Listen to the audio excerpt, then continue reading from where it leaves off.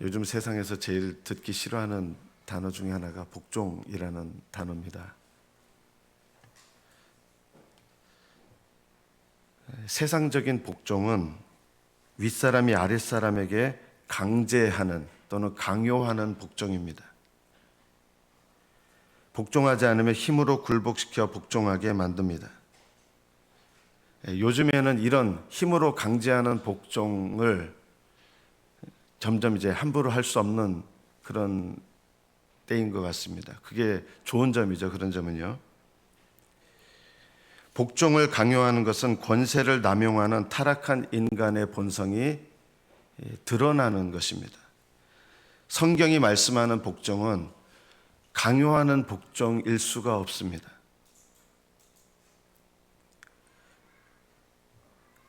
우리가 성경에서 아내들에게 복종을 말씀하시는데 오늘 본문의 22절 그 전에 21절을 보면 이런 말씀이 있습니다. 그리스도를 경외함으로 피차 복종하라. 이것이 가정에서 이미 하나님께서 근본적으로 주시는 말씀입니다. 아내와 남편은 근본적으로 피차 복종하는 관계로 부르신 겁니다. 이것이 전제되지 않으면 아내에 대한 복종을 말씀하시는 하나님 말씀이 이해가 될 수가 없습니다. 남편은 아내에 대해서 복종을 강요할 수 없습니다. 또 아내는 남편에 대하여 복종을 강요할 수 없습니다. 피차 복종하는 것이지만 이 복종은 상대방에게 강요하거나 강제하는 것이 아닙니다.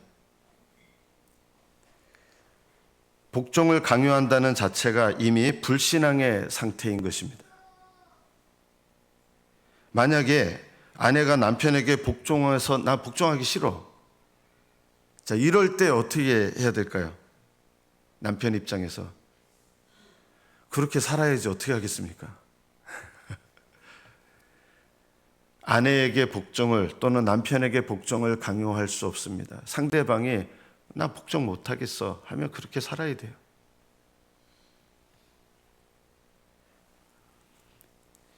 그러나 서로 복종하지 않는 관계가 되면 믿음은 자라나지 않을 것입니다. 하나님께서 온전한 구원으로 이끌어 가시는 그런 은혜가 나타나지 않을 것입니다. 부부간에 내가 서로 상대방에게 복종을 해야 되는 의무를 갖는 이유는 예수님을 경외하는 또는 하나님을 경외하는 믿음 때문입니다. 그리스도를 경외하기 때문에 이 믿음은 항상 나를 비우고 섬기는 자의 자리로 나를 인도합니다. 이게 믿음입니다. 예수님을 믿고 거듭나면 나를 비워서 섬기는 자리로 가는 이 훈련, 복종의 훈련을 하게 하는 것입니다. 그래서 믿는 자의 가정은 서로 복종하며 섬기게 됩니다. 빌립보서 2장 5절에 보면 너희 안에 이 마음을 품으라 곧 그리스도 예수의 마음이니 그는 근본 하나님의 본체시나 하나님과 동등됨을 취할 것으로 여기지 않으시고 부부는 동등된데도 동등됨을 취할 것으로 여기지 않으시고 왜냐하면 그것을 하나님의 구원을 위해서 내려놨기 때문에 그래요. 예수님이 동등됨을 취하지 않으십니다. 오히려 자기를 비워 종의 형체를 가지사 사람들과 같이 되었습니다. 그래서 예수님을 영접해서 연합하게 되면 그 영접한 사람은 자기를 비워 종의 형체를 가지시는 이 섬김과 복종을 연습하게 됩니다. 어디서 연습할까요? 가정 안에서 연습하게 됩니다.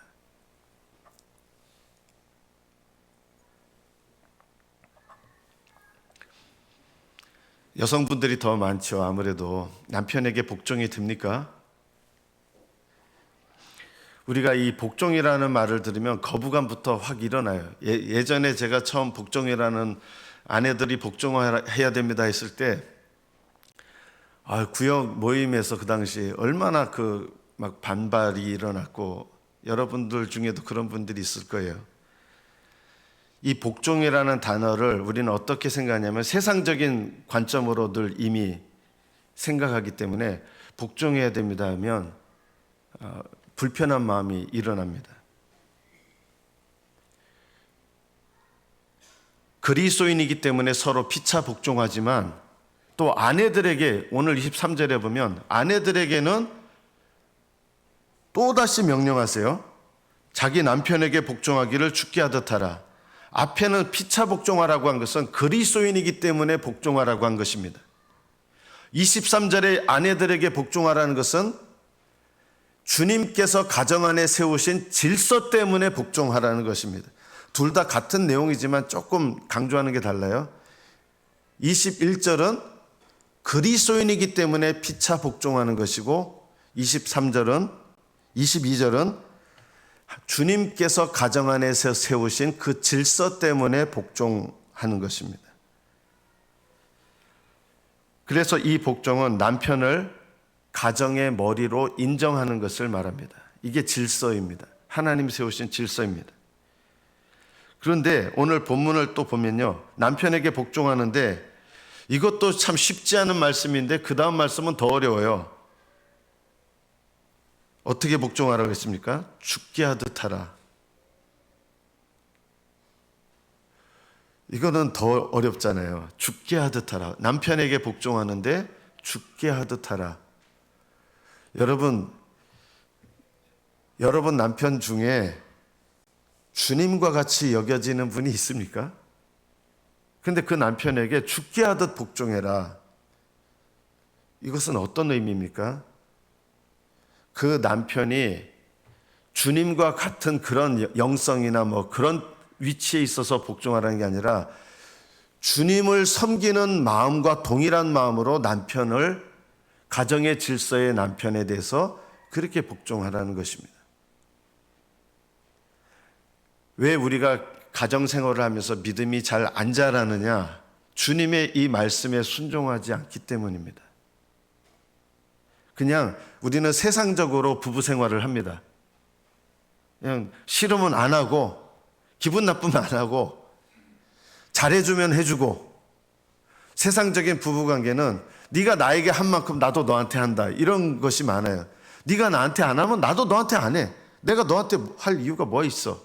이것이 세상적인 부부가 갖는 관점이죠. 그러나 죽게 하듯 하라는 말씀은 주님을 경외하는 믿음 때문에 하나님께서 가정 안에서 이 질서를 세우셨다, 이것을 인정하고 복종하는 것입니다. 복종이라는 말은 내가 그 사람보다 자발적으로 밑에 내려가는 것입니다. 섬기는 마음으로 밑에 내려가는 것. 그 아래에 나를 위치시킨다, 이런 뜻입니다. 복종이란 말은. 세상적인 복종은 뜻이 달라요. 성경적인 복종은 내가 주님을 경외하는 믿음 때문에 그 사람 아래 자발적으로 내가 섬기는 위치로 내려가는 것, 이게 복종입니다. 그 아내만 그러냐? 아니죠. 남편도 똑같습니다. 남편도 주님을 경외하는 믿음 때문에 아내를 섬기는 위치로 내가 내려가는 겁니다. 이게 복종입니다. 그래서 남편도 복종하고 아내도 복종하는데, 또 아내는 가정의 질서를 인정해서 복종하는 것이 필요합니다. 23절에 보면 이는 남편이 아내의 머리됨이 그리스도께서 교회의 머리됨과 같음이니 그가 바로 몸의 구주시니라. 여러분이 가정에서 이것을 배우셔야 가정에서 믿음이 자랍니다. 그런데 또 어려운 말씀이 또 있어요. 24절에 보면 보세요. 남편에게 복종해라. 두 번째 또 어려운 게 죽게 하듯 하라. 24절에 보면 그러므로 교회가 그리스도에게 하듯 아내들도 범사에 자기 남편에게 복종할지니라. 범사에, 모든 일에 복종해라. 여성분들이 들으면 아주 듣기 싫은 말씀 사면타예요. 복종하라, 죽게 하듯 복종하라, 범사에 복종하라. 아주 듣기 싫은 말씀의 사면타입니다. 그런데 이것을 하셔야 여러분이 가정 안에서 믿음이 자라고요, 여러분의 영혼을 구원하는 믿음 가운데로, 은혜 가운데로 나가게 하는 겁니다. 네 번째가 또 있습니다. 24절 말씀에 보면, 33절 말씀에 보면 맨 뒤에죠. 그러나 너희도 각각 자기 아내 사랑하기를 자신같이 하고 아내도 자기 남편을 존경하라. 아주 힘든 말씀의 네 번째 사연타입니다. 남편을 존경하라. 존경하라고 하는 명령은 존경할 만해서야 존경하는 건 당연히 되는 일인데 존경하지 못할 만한 남편인데도 존경하라는 거예요. 저는 이 존경하라는 말이 원문대로 하면 이겁니다. 좀 번역이 애매한데 두려워하라는 뜻입니다. 주님을 경외하는 마음, 주님을 두려워하는 마음 때문에 남편을 두려워하는 것, 함부로 대하지 않는 것, 가볍게 여기지 않는 것, 멸시하지 않는 것, 이것이 바로 존경하라는 말, 원래 두려워하라는 말의 뜻이에요. 우습게 보인다고 함부로 우습게 여기지 말라는 거예요. 함부로 멸시하지 말라는 거예요. 왜냐하면 하나님께서 부족함에도 불구하고 가정의 질서를 세우셔서 머리로 세우신 거예요. 여성분들이 가정에서 믿음이 자라려면 이 네 가지를 기억하셔야 됩니다. 복종하라, 죽게 하듯 복종하라, 범사에 복종하라, 남편을 존경하라, 두려워하라. 이것이 가정 안에서 여러분의 영혼을 구원하시는 하나님의 방법입니다. 이것을 순종하셔야 여러분의 믿음이 자라고 가정 안에서 가정 생활을 통해서 여러분이 여러분의 영혼의 구원에 더 깊이 다가가게 되어 있습니다. 남편들은 혹시라도 목사님 말씀 못 들었냐 이런 말은 절대 하지 마십시오. 목사님이 설교 말씀에 복종하라 그러지 않느냐, 죽게 하듯 하라 그러지 않느냐, 범사에 복종하라 그러지 않느냐, 남편을 두려워할 줄 알아 하지 않느냐, 그거는 아내 입장에서 해야 되는 거고요. 남편이 아내한테 그걸 요구하면 어떻게 되는 거예요? 이거는요 하나님께 불순종하는 거예요. 왜냐하면 복종은 남에게 요구하고 강요하는 것이 아니라 그 사람의 입장에서 자발적으로 이걸 해야 되는 거지, 나는 아내에게 복종을 강요하거나 요구해서는 안 됩니다. 이것은 성경적인 복종을 거스르는 것입니다. 남편은 아내한테 복종을 요구해서 안 됩니다. 내가 머리니까 내 말 따르라, 이건 성경적인 것이 전혀 아닙니다. 많은 남편들이 설교 말씀 끝나면 목사님이 복종하라 그랬지 않냐, 너 왜 안 듣냐, 이렇게 말하는 자체가 벌써 잘못된 것입니다. 성경적인 복종은 나로부터 시작하는 것이지 상대방에게 요구하거나 강요하거나 강제하는 것이 아닙니다. 이미 강요하거나 강제하는 순간 그 사람은 하나님의 명령과 상관이 없게 됩니다. 25절 말씀에 보면 남편들에게 하나님께서 남편의 입장에서 생각해야 될 것은 이것입니다. 아내가 나한테 복종 안 합니다. 복종 안 하면 할 수 없어요. 그건 아내의 책임이에요. 그러나 내가 강요할 수는 없어요. 아내가 내 말을 안 따릅니다.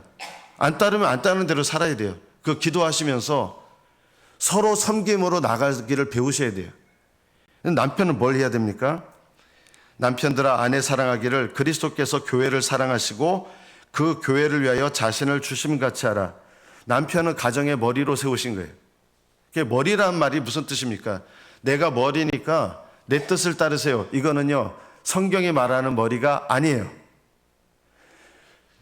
가정의 질서의 머리로 세우신 것을 인정하면서 남편의 뜻에 따르는 건 아내가 해야 될 일이지, 남편이 내가 가정의 머리니까 내 뜻을 따르세요 이렇게 말하는 것은 하나님 말씀을 왜곡하는 겁니다. 그럼 머리가 된다는 게 무슨 뜻입니까? 남편들께서 이것을 잘 들으셔야 돼요. 머리가 된다는 말은 내가 권세를 부리는 위치고 내 주장을 해야 될 위치라는 게 전혀 아닙니다. 예수님께서 교회 머리가 되셨습니다. 머리가 되셔서 하신 일이 뭡니까? 교회의 죄를 담당하시고 죽으신 거, 이게 머리예요. 그리고 교회의 의를 위하여, 우리의 죄산만을 위해서 예수님 죽으시고 그걸로 끝난 게 아니잖아요. 우리의 의를 위해서 주님께서 우리 대신하여 율법을 온전히 순종하셨습니다. 우리의 머리가 되셔서 하신 일이 뭐예요? 우리의 교회의 죄를 위하여 죽으시고 교회의 의를 위하여 온전히 순종하신 거예요. 남편들이 아내들의 머리가 된다는 말은 무슨 뜻입니까? 첫째로 아내의 허물과 연약함과 죄를 남편이 담당하는 것입니다. 이것이 머리 된다는 뜻입니다. 두 번째 머리 된다는 뜻이 무엇입니까? 아내가 올바르게 의롭게 되도록 내가 아내를 대신하여 순종하는 것을 말합니다. 아내가 제 말을 안 듣습니다. 그러면요, 아내의 불순종에 대해서 내가 하나님께 순종하는 자로 순종하셔야 돼요. 그래서 내가 하나님 앞에 아내와 상관없이 하나님 명령에 순종해서 내가 의를 이룰 때 하나님은 그 사람을 가정의 머리로 두셨기 때문에 남편이 먼저 의를 이루어야 아내가 따라오게 됩니다. 이게 머리입니다. 당신은 교회 가서 뭘 배웠냐고. 남편에게 순종하라 그러잖아요. 이런 말씀 하지 마십시오. 남편은 머리인데 아내의 허물과 부족함과 죄를 담당하는 게 머리고요. 아내가 불순종한 가운데서도 예수님은 우리가 아직 죄인 되었을 때, 원수 되었을 때 하나님 율법을 지킬 분으로 이 땅에 오셔서 우리의 의를 위하여 율법을 온전히 이루시고 죽기까지 순종하셨습니다. 그래서 남편들은 아내의 상태와 상관없이 하나님께 순종하셔야 됩니다. 이것이 머리 된 책임입니다.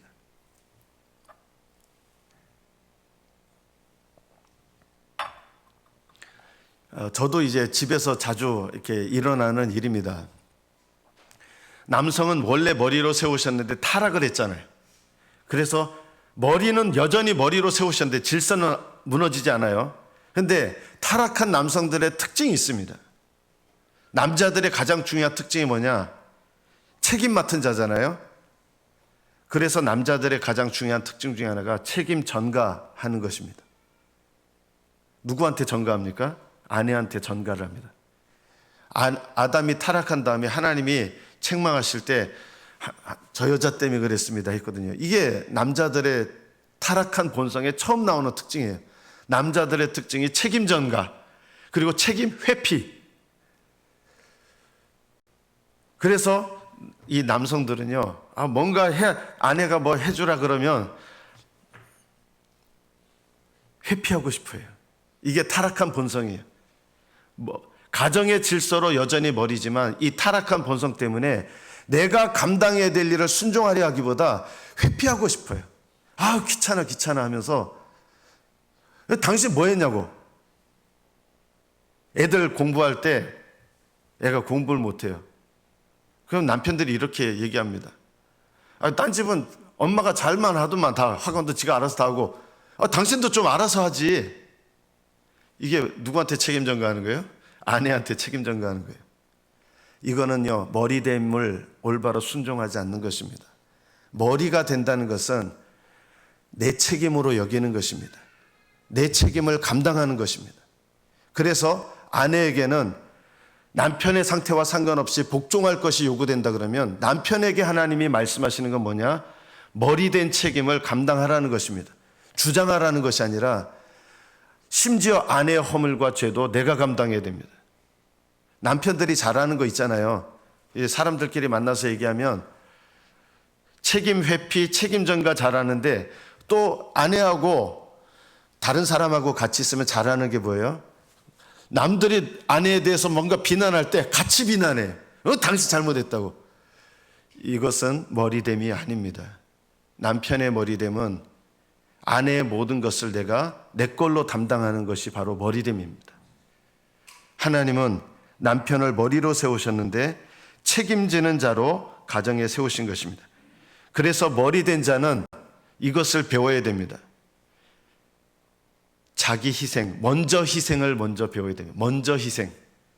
아내들은 아기를 낳아서 보통 그런지 모르겠어요. 본성적으로 여성들은 좀 이타적입니다. 남자들은 본성적으로 책임을 맡았기 때문에 책임을 감당하지 않으려 해서 보통 이기적이 됩니다. 상대적으로. 아내와 남편은 아내는 보통 상대적으로 이타적이고 남편들은 이기적이에요.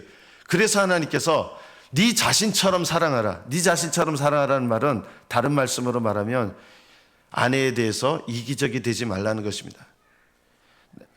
예, 아내분들 얘기를 들으면 공통적으로 하는 얘기들이 있습니다. 지만 한다고, 남편들이. 저도 보면은 예전에 연애할 때부터 보면 이 타락한 본성이 있어요. 밥을 먹는데 지만 생각해요. 저만 뚝딱 다 먹고 아내가 어느 정도 먹었는지도 보지도 않아요. 걸어갈 때도 제 걸음에 맞추게 해요. 저는 키가 크잖아요. 보폭이 넓어서 빨리빨리 갔는데 남편들이 해야 되는 게 이게 몰라요. 남편들의 타락한 본성 중에 하나가 뭐냐면 이기적이에요. 아내한테 맞춰주는 게 아니라 나한테 맞추라고 하는 거예요. 머리가 됐다고 하는 거는 뭐냐? 먼저 희생함을 배우라는 것입니다. 누구를 먼저 배려하라는 거예요? 아내를 먼저 배려해라. 이게 잘 안 돼요. 목사님 저도 집에서 자주 듣는 얘기가 이기적이라는 얘기 자주 듣습니다. 이게 타락한 본성이에요. 머리 된 자들은 자기를 사랑하는 것처럼 아내를 사랑하라. 다른 말로 말하면 아내를 먼저 배려하고 그게 하나님 뜻을 어기는 것이 아니면 아내를 우선해라는 것입니다. 이것이 남편의 입장에서 배워야 될 것입니다. 이게 머리 된다는 뜻입니다.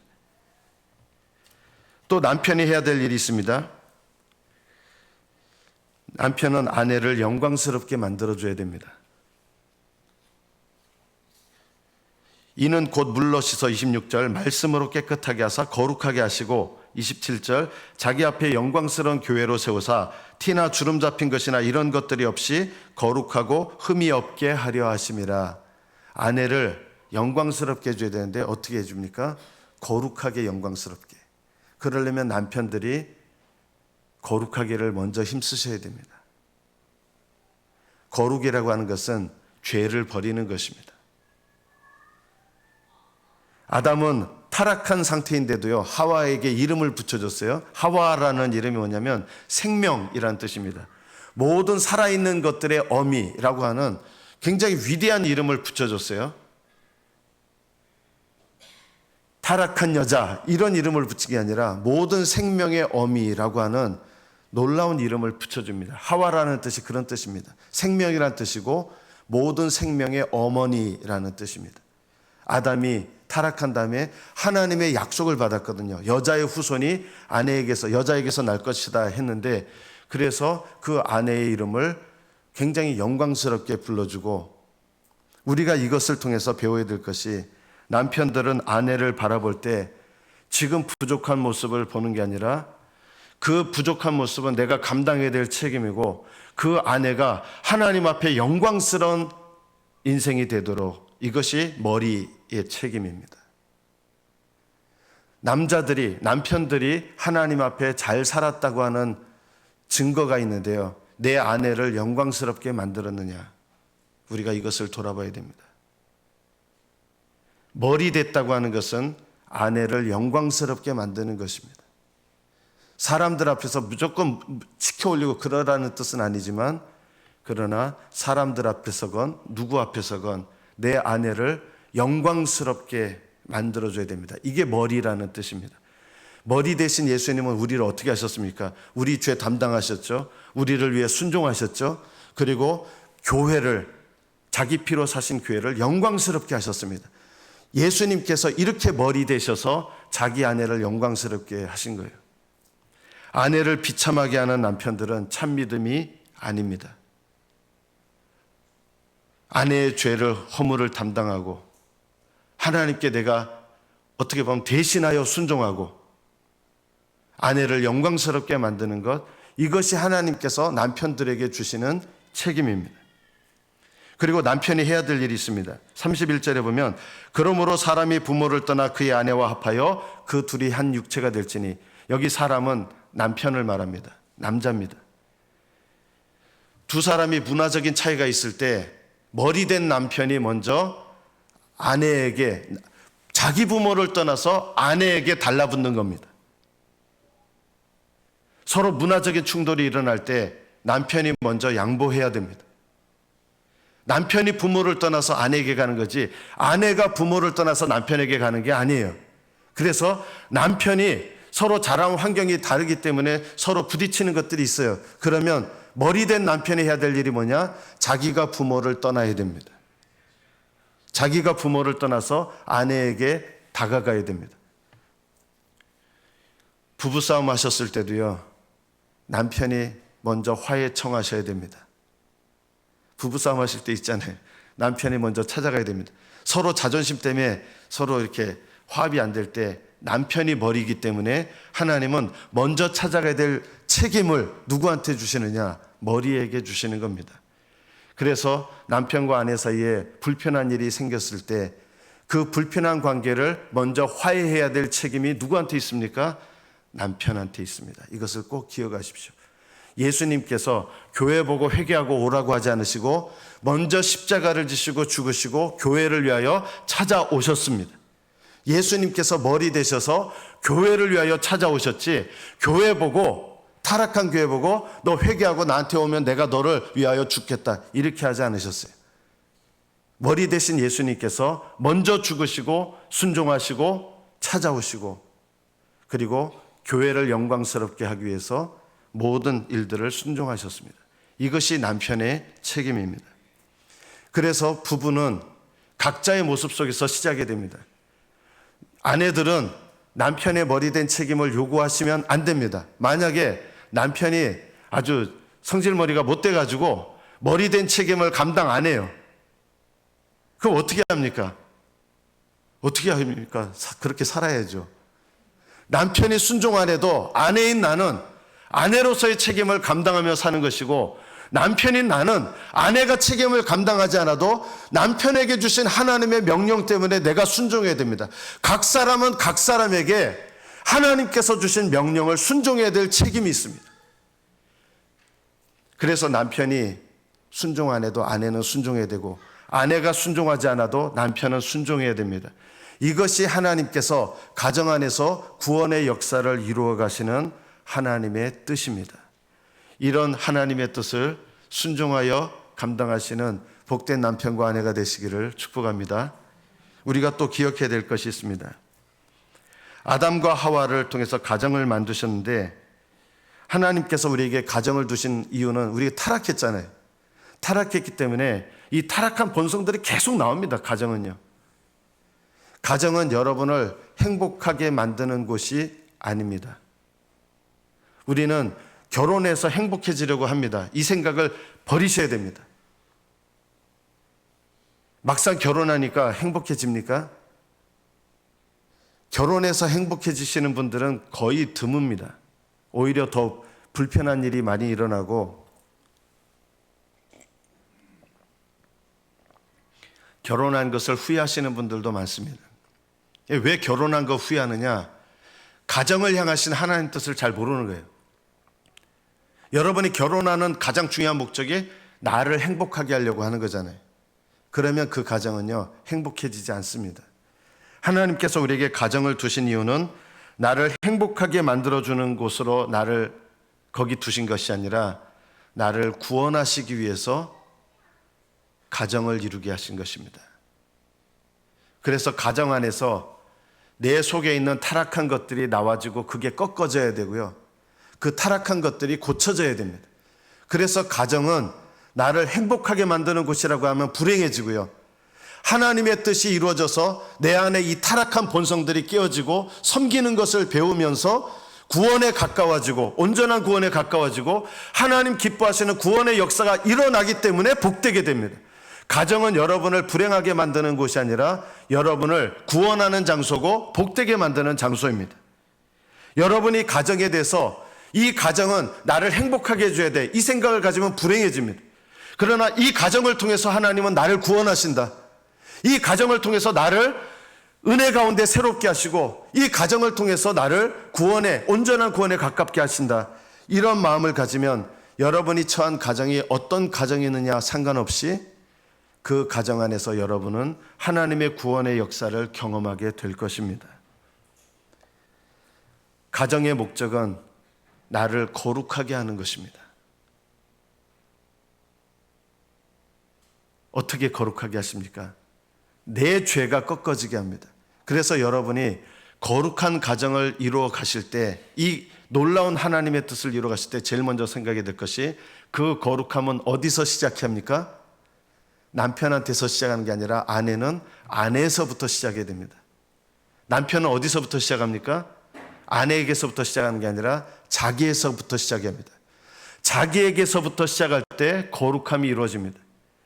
저는 인간이 지은 모든 죄, 다 똑같은 죄인이지만 그 죄 중에 제일 심각한 죄가 뭐냐? 내 죄를 못 보는 죄입니다. 남의 죄는 잘 보는데 내 죄는 잘 못 봅니다. 그러나 거룩함의 시작은 항상 어디서부터 시작하느냐? 내 죄를 보고 깨닫고 내 죄를 회개하는 데서부터 나옵니다. 가정은 남편의 죄를 고치는 것이 아니라 남편을 통하여 내 죄를 고치는 것입니다. 가정은 아내의 죄를 고치는 것이 아니라 아내의 죄를 통해서 나의 죄를 고치는 것입니다. 그래서 가정 안에서 하나님의 거룩하신 역사가 일어나려면 반드시 남편은 남편에게서 시작하고 아내는 아내에게서 시작해야 됩니다. 저 사람이 안 하니까 나는 안 합니다. 이거는요, 나도 망하게 하는 거예요. 남편이 안 해도 아내는 하나님 앞에 응답해야 됩니다. 아내가 응답하지 않아도 남편인 나는 나에게서부터 시작해야 됩니다. 그렇게 되면 여러분의 가정이 어떤 남편이냐 어떤 아내와 상관없이 하나님은 여러분을 거룩하게 하시고 구원의 역사를 이루어 가시는 것입니다. 여러분이 순종하는 걸 통해서 하나님은 상대방에게도 은혜를 베푸셔서 같이 한 마음과 한 뜻으로 나아갈 수 있도록 도와주시는 겁니다. 가정은 나를 불행하게 합니까? 전혀 아닙니다. 오히려 복되게 하고요, 나를 거룩하게 하고요, 나를 영광스럽게 합니다. 저절로 그렇게 됩니까? 아니에요. 여러분 각자부터 시작하는 이 순종을 통해서, 하나님의 명령을 따르는 걸 통해서 이루어져 가는 것입니다. 믿음의 조상 아브라함은 가정에서 많은 갈등 겪었습니다. 사라가 오랫동안 자녀를 못 낳아서 하갈을 맞이했습니다. 그 하갈이 후처가 애를 낳았습니다. 이스마엘. 벌써 이 집안은요, 문제가 있는 집안이잖아요. 갈등이 있을 수밖에 없는 집안이잖아요. 이거는 누구 때문에 이렇게 됐냐? 아브라함의 죄 때문에 그래요. 사라의 죄 때문에 그래요. 핑계하면 안 돼요. 그런데 이렇게 깨어진 가정에서 하갈이 아들을 출산하게 되면서 가정에 엄청난 분쟁이 일어납니다. 두 아내들과 갈등하고, 이 하갈에게서 난 아들이 나중에는 사라에게서 난 아들을 막 핍박하고 가정 분쟁이 막 일어나는 거예요. 아브라함이 너무 고통스러웠던 거예요. 문제가 해결이 안 되는 거예요. 그런데 지나보면 하나님께서 이렇게 문제 많은 가정을 통해서 뭘 이루어 가십니까? 오히려 이 문제 많은 가정 속에서, 이 죄를 핑계대면 안 되지만 하나님은 하나님을 의지하게 만드시고 죄의 문제를 처리하시고, 오히려 이 문제 많은 가정인데 아브라함의 믿음, 사라의 믿음이 이 가정 가운데서 오히려 자라납니다. 여러분의 가정이 문제 많은 가정이라도요, 여러분이 순종하면 여러분을 복되게 하는 결혼이 됩니다. 파탄난 것 같은 가정, 결혼일지라도요, 여러분이 순종하시잖아요. 파탄난 가정 가운데서도 구원의 역사를 이루십니다. 누가요? 하나님께서요. 정말 우리 집은 완전히 산산조각 나고 완전히 찢어버리고 우리 집은 구제불능이에요. 이런 결혼 생활 같아도요, 내가 하나님께 순종하기 시작하시면 하나님은 그 찢어지고 파탄난 가정 속에서 놀랍게도 구원의 역사를 이루어 가십니다. 왜요? 하나님이 순종하는 사람과 함께 하시기 때문이에요. 믿음의 조상 다윗의 가정을 보십시오. 아내가 10명 이상이에요. 벌써 이 가정은 얼마나 벌써 깨진 가정입니까? 하나님 기뻐하시는 일은 아니었어요. 정욕이 많아가지고 다윗이 10명 이상의 아내를 얻었어요. 자식들도 많이 낳아요. 그러니까 자식들끼리 칼로 죽이는 일이 일어났습니다. 또 압살롬이라는 아들은 아버지를 죽이겠다고 대들어가지고 역모를 일으켜가지고 맨발로 울면서 도망가는 일이 일어났습니다. 완전히 다윗의 집안 보면요, 세상 말로 거덜난 집안이에요. 자식들끼리 칼부림하고, 그리고 이 집안에서 죽을 때까지 고통을 겪었어요. 또 자식이 친어머니는 아니지만 어머니를 자기 아내로 은근히 삼겠다고 막 이런 집안이에요. 다윗의 가정은요, 우리가 믿음의 귀한 인물로 다윗을 보지만 이 다윗의 집안을 보면 완전히 이거 처참한 가정이에요. 이런 가정이 어디 있습니까? 그런데 하나님께서 이 가정사 속에서 다윗의 믿음을 세워가시고 하나님 앞에 순종하는 사람은, 이 깨어지고 처참한 가정사 속에서 하나님의 명령에 순종하는 사람은 그 가정 속에서 믿음을 세워가시고 은혜를 베푸시고 거룩하게 하시는 거예요. 저절로 다 그렇게 됐습니까? 아니에요. 불순종하는 사람은 그 가정, 찢어지고 깨어진 가정에서 비참한 인생으로 끝납니다. 압살롬 어떻게 됐습니까? 도망가다가 머리카락 매달려가지고 죽잖아요. 다 행복하게 된 거 아니에요. 여러분, 가정 안에서 순종하는 사람이 복되게 됩니다. 깨어진 가정이라 할지라도 그 가정 속에서 내가 하나님 뜻을 따르고 하나님을 경외하고 하나님 명령을 행하면 그 사람은 그 가정 속에서 구원의 역사가 일어나고요, 하나님께서 은혜 베푸시는 역사가 일어나는 거예요. 여러분의 지금 가정의 모습, 하나님, 우리 가정은 소망이 없어요. 그렇게 낙심하지 마세요. 소망 없는 그 가정 속에서도 내가 하나님께 순종하기 시작하고 하나님께서 내게 주신 명령을 따르기 시작하면 하나님은 은혜의 역사, 거룩함의 역사, 구원의 역사를 이루어 가십니다. 저는 여러분의 가정 안에서 그런 은혜와 복을 받게 되시기를 축복합니다. 하나님은 어떤 가정의 모습이든지 상관없이 여러분을 세워가십니다. 여기 자녀들 중에는 혹시 이혼한 가정의 자녀들이 있을지 몰라요. 어머니 아버지가 너무나 비참한 모습으로 가정 비참하게 만든 그런 가정에 있을지 몰라요. 그러나 내가 그 가정 안에서 하나님 앞에 자녀로서 순종하기 시작하면 하나님은 그 가정 속에서 일어난 일을 합력하여 선을 이루시고 믿음 세우시고 은혜를 베푸시게 되는 거예요. 내 가정 저주하고 원망하지 마세요. 하나님은 그런 완전히 깨어진 가운데서도 하나님은 나에게 구원의 역사를 이루시고 선하신 역사를 이루어 가십니다. 여러분 각자가 이런 놀라우신 하나님의 은혜 가운데 거하시기를 축복합니다. 마지막으로 우리는 이런 가정에서 어떻게 응답하며 살아야 되겠습니까? 나로부터 시작한다 그랬잖아요. 두 번째 기억해야 될 게 있어요. 나는 우리 가족의 구성원들에게 구원의 이웃으로 부름받았습니다. 내 죄를 깨닫고 회개하는 것을 첫 번째라면, 두 번째는 그런 가족들에게 내가 구원의 이웃으로 다가가는 것, 이것이 내게 주신 두 번째 사명입니다. 그리스도인들은 용서받았지만 여전히 타락한 본성들을 갖고 있습니다. 그래서 가정 안에서 이 본성들을 처리하시고 깨닫게 하시고 고쳐가십니다. 그래서 가족의 구성원들은 이 타락한 본성을 갖고 있는 우리 가족들이라는 것을 인정해야 되고, 그럼에도 불구하고 내가 그 사람을 위한 구원의 이웃으로 내가 다가가야 되는 것입니다. 여러분 가정에서도 이런 말을 자주 들었을지 모릅니다. 죽어도 안 바뀐다고, 남편들이. 왜냐하면 남편들은 죽어도 잘 안 바뀌는 본성을 갖고 있습니다. 그래도 포기하지 마십시오. 아무리 말을 해도 안 바뀌어요. 왜 아무리 말을 해도 안 바뀔까요? 그게 남편들의 타락한 본성이에요. 아내들의 타락한 본성은 뭐냐면요, 그만해, 알아들었어 이제, 해도 끊임없이 잔소리를 합니다. 끊임없이 잔소리를 하는 것이 타락한 여자의 본성이고, 끊임없이 말을 안 듣는 것이 남자의 타락한 본성이에요. 이 타락한 본성들 때문에 포기하지 마시고 낙심하지 마시고 하나님의 은혜를 힘입어 하나님은 이 타락한 본성들을 고쳐가십니다. 왜 아내들은 잔소리를 그렇게 할까요? 웬만하면 안 고쳐지기 때문에 끊임없이 잔소리를 하는 그 아내를 통하여 내 죄를 깨닫게 하시고 날 변화시키는 거예요. 왜 남편들은 그렇게 얘기하는데 안 바뀔까요? 그 안 바뀌는 본성을 위해서 내가 무조건 잔소리하는 게 아니라 내가 인내하고 참으면서 돕는 자가 되라고 하는 거예요. 구원의 이웃이 돼야 되는 거예요. 너무 아내들은 잔소리하려고 하지 마셔야 되고, 남편들은요 빨리 들으려고 하셔야 돼요. 그러나 시간이 걸린다고 해서 포기하지 마십시오. 하나님은 상대방의 그 죄성을 통해서 나의 죄성을 고치십니다. 그만 좀 해. 알아들었거든? 그런데도 계속 잔소리해요. 왜 그럴까요? 잘 듣지 않는 내 죄된 본성 때문에 그렇다 생각하셔야 돼요. 아내들은 잔소리하는 본성을 고쳐야 되는데 어떻게 고치게 되느냐? 잘 안 들어먹는 남편을 통해서 고쳐가십니다. 가정은 나의 구원이 이루어지는 곳입니다. 가정은 나의 자기 부인, 자기 십자가를 지는 곳입니다. 자기 부인은 내 죄를 깨닫고 회개하는 것이고, 자기 십자가는 상대방에게 내가 구원의 이웃이 돼서 내가 순종해야 될 거를 순종하는 게 자기 십자가입니다. 차이가 있어요. 자기 부인은 내 죄를 먼저 보고 깨닫고 회개하는 것. 자기 십자가는 상대방을 위하여 내가 기꺼이 순종하는 것입니다.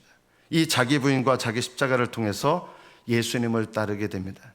가정은요, 상대방과 상관없이 예수님을 따르는 곳입니다.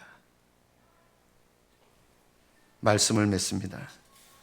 다른 가족을 먼저 자기 부인시키고 자기 십자가 지게 하시려고 하지 마시고, 가정은 나의 자기 부인, 나의 십자가를 짊어지는 곳입니다. 여러분이 이 비밀을 알고 행하면 여러분의 남편과 또 여러분의 아내와 여러분의 자식과 여러분의 부모와 상관없이 하나님은 여러분 각자에게 구원의 역사를 이루어 가실 것입니다. 이 복된 은혜가 여러분의 가정에서 그리고 여러분 각자에게 나타나시기를 축복합니다. 기도하겠습니다.